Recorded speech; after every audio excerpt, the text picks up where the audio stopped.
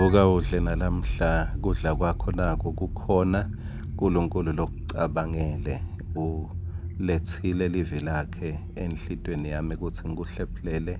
encwadzini yaLuka sahluko saka 7 verse number 44 lithi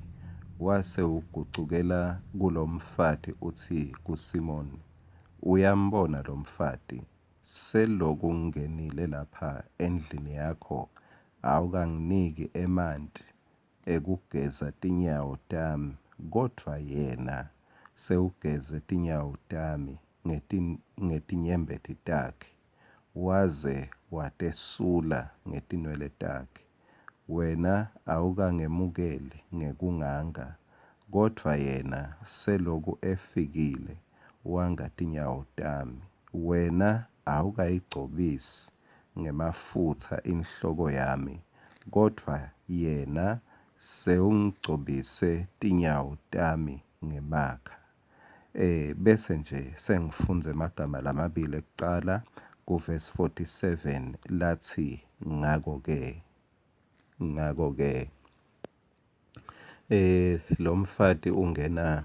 wenda lesento lesa sekukhala ageze tinyawo taJesu atesule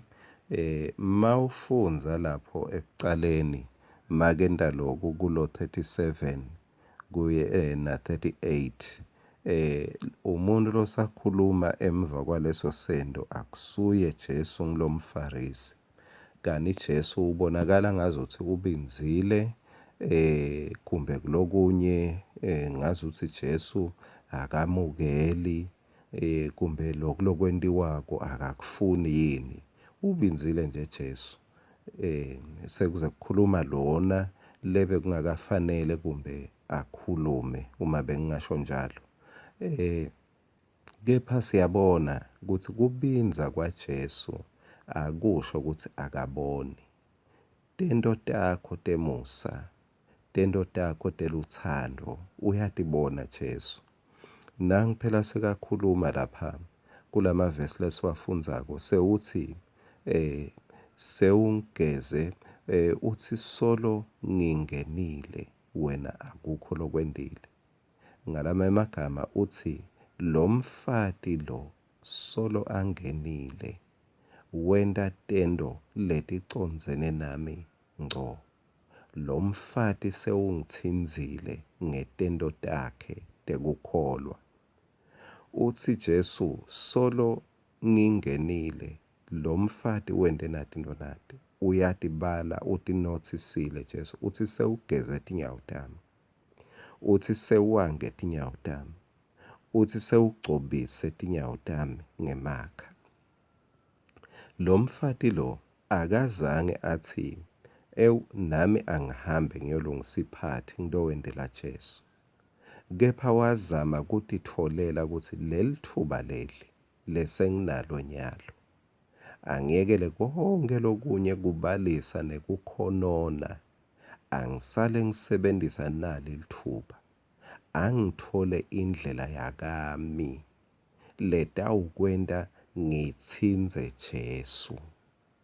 labanye kumbe bebamemeta lapha bathi ungasonzeli kuye ungentini wathi yena mina ngifuna ukuthi bambe lalithuba wabengcelela labanye bambukela khashane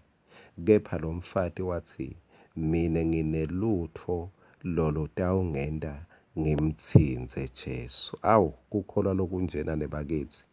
titholele indlela nawe longatitsinzela yona Jesu uyathi lo mfati lo wengcelela laba bebamemile wabengcelela ngetento takhe tekukholwa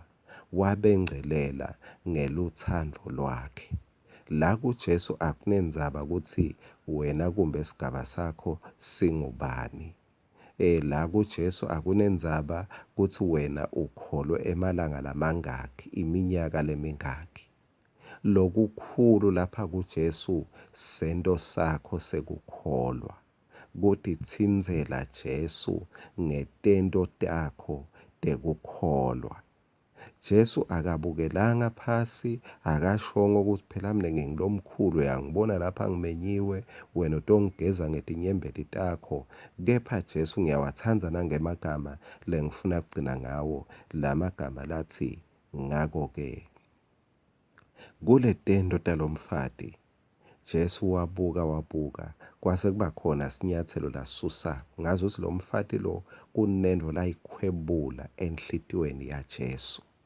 Thola indlela yakho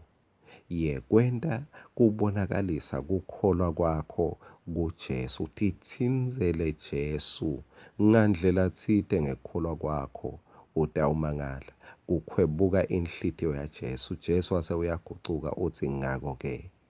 Nawe ngineliciniso ukuthi Jesu una ngako-ke response to your faith. Ngesikhathi uthatha sinyathelo sakho sekukholwa, Jesu utawusukumela indzaba yakho bese ubhekana nawe ngco. Athi ngako-ke